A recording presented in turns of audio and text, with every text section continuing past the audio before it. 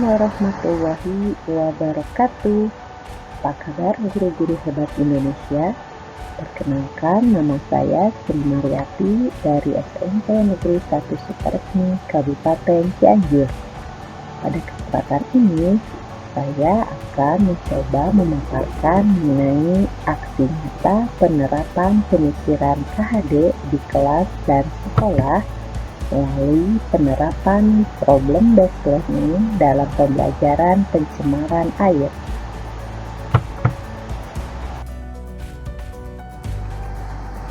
Beberapa hal yang akan kita bahas pada kesempatan ini yaitu yang pertama mengenai latar belakang, kemudian selanjutnya deskripsi aksi nyata, yang ketiga yaitu mengenai hasil dari aksi nyata, kemudian yang keempat mengenai pembelajaran yang didapat,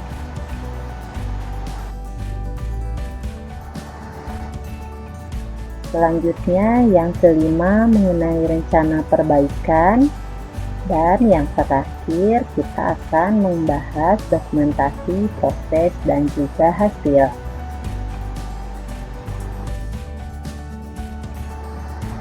Apa itu aksi nyata? Aksi nyata yaitu melakukan sebuah tindakan sebagai implementasi dari pemahaman yang sudah didapat mengenai filosofis pemikiran Ki Hajar Dewantara.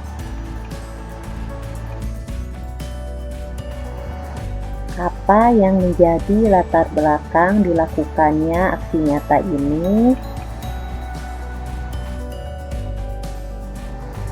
Yaitu yang pertama, proses pembelajaran yang saya lakukan selama ini masih didominasi oleh guru. Kemudian cara mengajar yang saya lakukan lebih banyak hanya satu arah saja, yaitu teacher centered. Selanjutnya, hal terpenting dari pemikiran KHD adalah bahwa pendidikan harus memerdekakan. Kemudian latar belakang yang selanjutnya, pemikiran KHD tersebut sejalan dengan tantangan global abad 21 yang menuntut perubahan paradigma pembelajaran. Upaya yang dapat dilakukan dalam perubahan paradigma pembelajaran antara lain berupa perbaikan strategi pembelajaran. Menurut banyak penelitian yang telah dilakukan bahwa penerapan model problem based learning dapat meningkatkan kemampuan berpikir kritis peserta didik.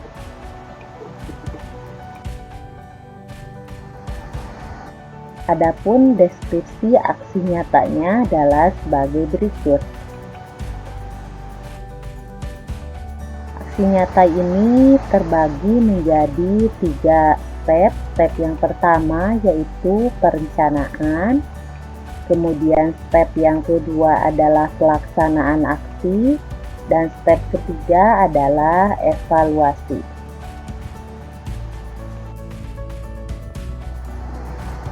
Dalam perencanaan, yang pertama menyusun rencana pembelajaran, kemudian membuat instrumen, selanjutnya mendiskusikan rencana kepada guru serumpun, selanjutnya meminta izin kepada bagian kurikulum, dan yang terakhir mengkomunikasikan apa yang dilakukan kepada kepala sekolah sebagai penanggung jawab di sekolah.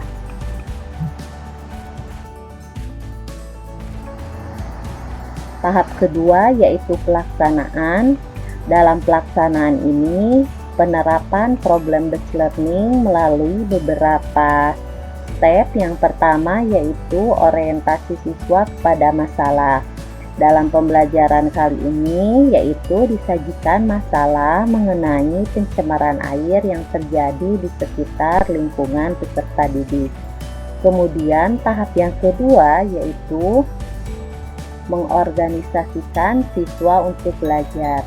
Dalam hal ini mengarahkan peserta didik kepada penyelidikan pengaruh pencemaran air terhadap kondisi ikan. Selanjutnya yaitu membimbing penyelidikan individual maupun kelompok. Pada tahap ini saya mencoba memberikan kebebasan kepada peserta didik apakah mereka akan melakukan penyelidikan secara individu ataupun secara kelompok. Tahap selanjutnya yaitu mengembangkan dan menyajikan hasil karya. Dalam tahap ini juga saya memberikan kebebasan kepada mereka, baik mau melaporkan melalui video ataupun foto ataupun hanya melalui jurnal praktikum. Tahap terakhir yaitu menganalisis dan mengevaluasi proses pemecahan masalah. Dalam tahap ini, anak-anak akan menjawab beberapa pertanyaan mengenai hasil penyelidikan yang telah mereka lakukan.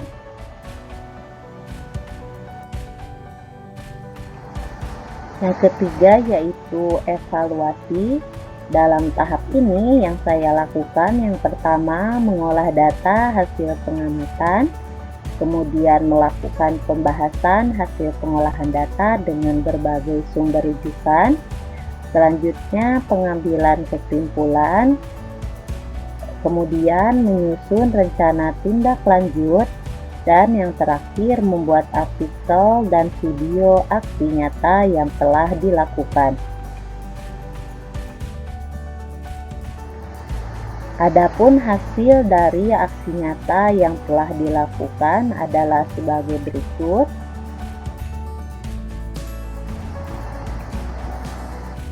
Hasil aksi nyata yang pertama yaitu pembelajaran yang teacher centered menjadi student centered. Alhamdulillah, pembelajaran yang dilakukan sudah mulai berpusat pada peserta didik melalui kegiatan penyelidikan pengaruh pencemaran air terhadap kondisi ikan. Kemudian yang kedua, terciptanya Merdeka Belajar bagi siswa melalui pilihan kegiatan akan dilakukan secara individu ataupun secara kelompok. Selanjutnya melalui pilihan laporan praktik yang pertama melalui video, kemudian foto dan jurnal praktikum. Saya sudah mulai memerdekakan peserta didik dalam belajar. Kemudian selanjutnya yang ketiga, belum semua siswa antusias mengikuti pembelajaran. Dalam hal ini terlihat dari laporan praktik yang masuk, belum 100% mereka melakukan laporan. Dalam hal ini saya harus melakukan inovasi lagi ke depannya bagaimana agar semua peserta didik dapat terfasilitasi untuk melakukan pembelajaran. Kemudian dari hasil proses yang saya lakukan, ternyata kemampuan berpikir kritis siswa sudah mulai muncul. Saya berharap dalam pembelajaran selanjutnya, kemampuan mereka dalam profil pelajar Pancasila akan semakin meningkat lagi.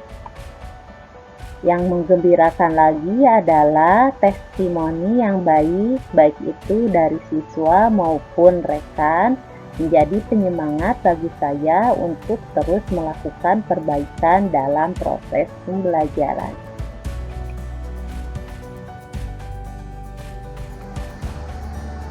Pembelajaran yang didapat dari kegiatan aksi nyata adalah sebagai berikut.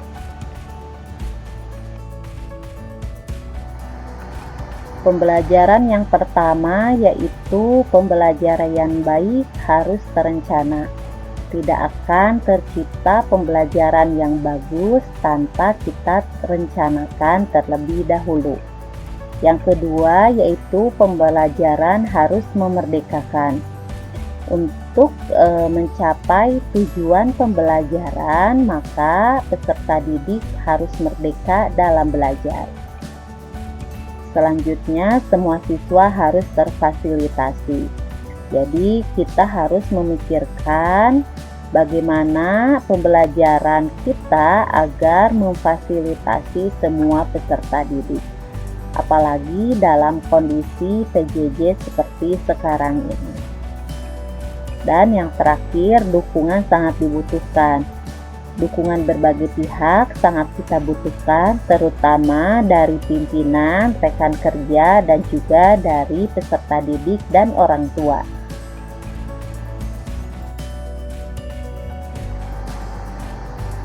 Apa saja rencana perbaikan yang akan saya lakukan?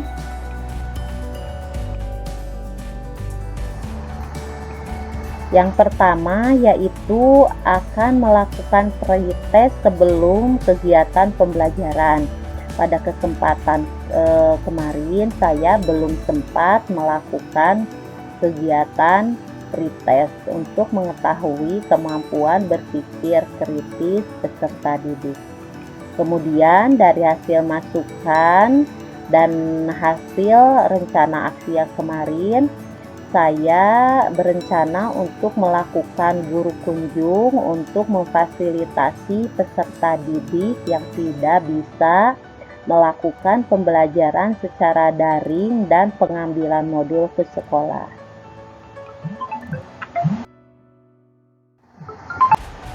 Berikut saya sajikan dokumentasi proses dan hasil aksi nyata yang telah saya lakukan.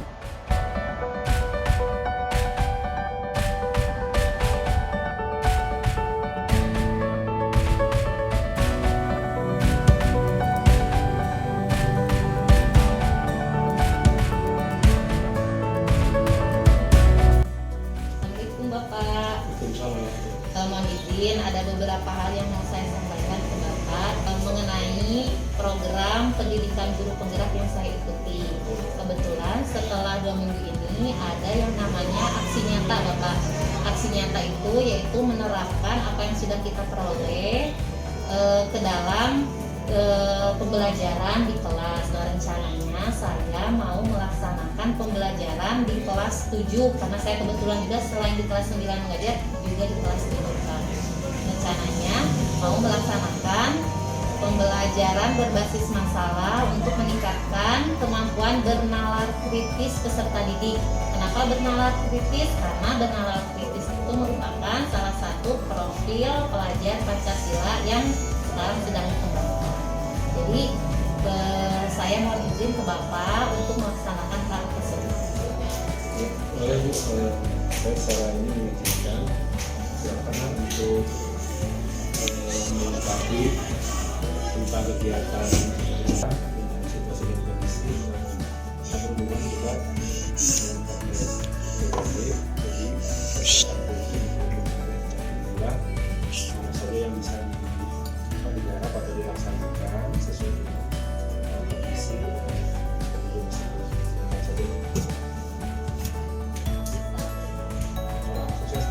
Assalamualaikum warahmatullahi wabarakatuh. Bapak mohon maaf mengganggu waktunya. Saya sendiri dengan Bapak Asep Hidayat ingin melaporkan mengenai rencana aksi nyata yang akan kami lakukan sebagai rangkaian dari pendidikan guru penggerak. Kalau untuk saya Pak, karena kebetulan selain ngajar di kelas 9 juga ngajar di kelas 7, 3 kelas, jadi untuk kelas tidak masalah. Dan sudah saya awali juga pembelajaran jadwalnya di Jumat sudah awali kemarin pembukaan. Tapi nanti untuk jelasnya mungkin minggu ini atau setelah libur Idul Fitri dimulai pembelajaran. Rencananya sih pembelajaran berbasis masalah untuk meningkatkan kemampuan berpikir kritis karena salah satu komponen dari profil pelajar Pancasila salah satunya adalah bernalar kritis. Itu mungkin Bapak.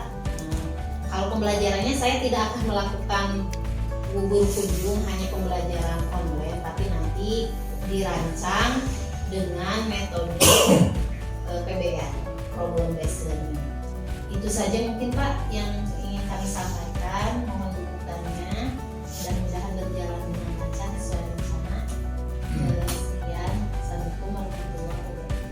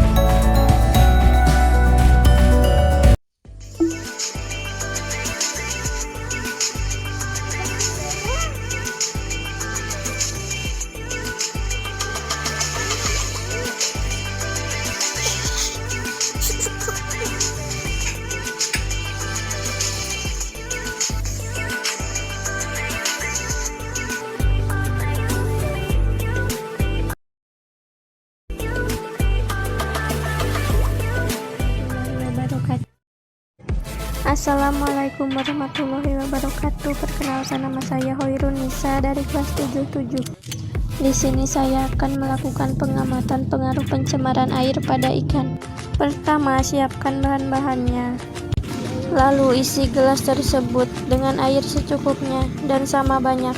Dan masukkan deterjen ke dalam gelas B dan C dengan takaran 1 sendok kecil untuk gelas B dan 2 sendok kecil untuk gelas C. Sedangkan gelas A tidak diisi oleh deterjen. Lalu masukkan ikan ke dalam masing-masing gelas.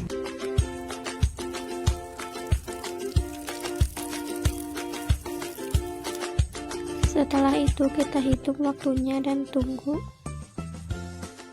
Dan ini hasilnya, ikan pada gelas B dan C sudah mati, sedangkan ikan pada gelas A tidak mati sama sekali. Sekian dari saya, wassalamualaikum warahmatullahi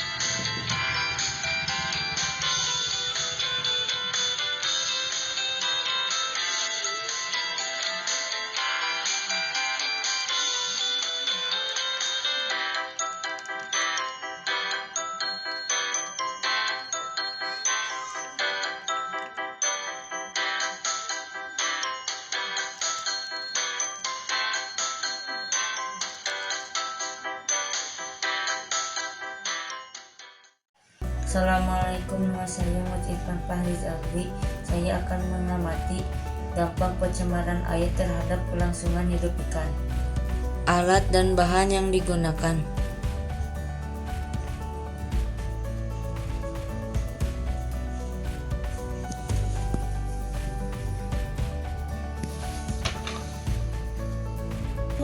Langkah-langkahnya: masukkan air setengah gelas pada masing-masing gelas.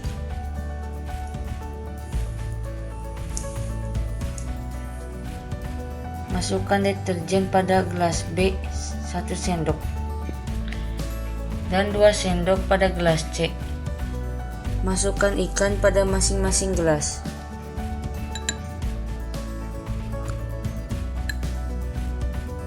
Pada menit ke-1 gelas A ikan aktif.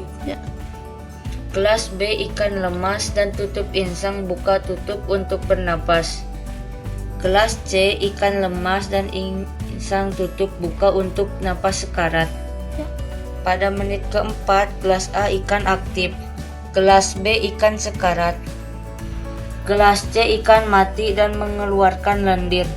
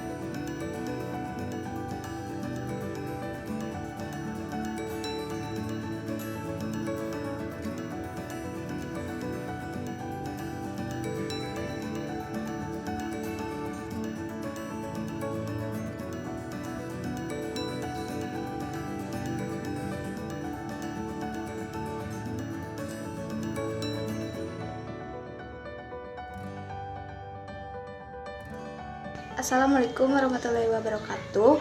Pembelajaran IPA, proses pencemaran air sangat menyenangkan. Selain itu juga menambah ilmu pengetahuan dan membuat belajar IPA terutama saat praktik pencemaran air. Pembelajaran tersebut tidak membuat saya bosan karena saya dapat praktik dan mengamatinya secara langsung. Pembelajaran ini. Assalamualaikum warahmatullahi wabarakatuh. Nama saya Nurul Sulaiman Sanadiha dari kelas 77. Saya ingin menyampaikan pendapat mengenai praktik proses pencemaran air.